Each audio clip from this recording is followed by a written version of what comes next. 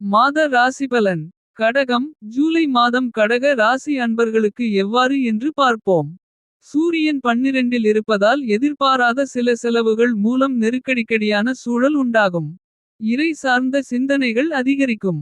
ஜூலை 17 2025 முதல் சூரியன் ராசியில் இருப்பதால் உணர்ச்சி வேகமான பேச்சுக்களை குறைத்து கொள்ளவும். குடும்பத்தினருடன் அனுசரித்து செல்லவும். செவ்வாய் 2இல் இருப்பதால் பயனற்ற விவாதங்களை தவிர்க்கவும். நபர்களின் தன்மை அறிந்து பழக்கம் கொள்வது நல்லது. ஜூலை 29 2025 முதல் செவ்வாய் 3இல் இருப்பதால் வெளிவட்டாரத்தில் மதிப்புகள் அதிகரிக்கும். கணவன் மனைவிக்கு இடையே நெருக்கம் ஏற்படும்.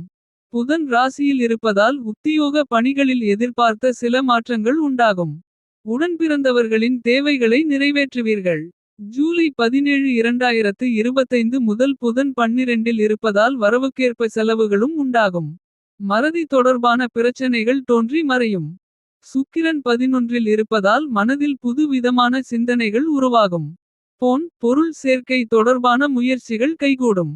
ஜூலை 26 2025 முதல் சுக்கிரன் 12இல் இருப்பதால் பழக்க வழக்கங்களில் கவனம் வேண்டும். குரு 12இல் இருப்பதால் பயணங்களின் போது விழிப்புணர்வு வேண்டும். சனி 8இல் இருப்பதால் வர்த்தக பணிகளில் முதலீடுகளை குறைத்து கொள்ளவும்.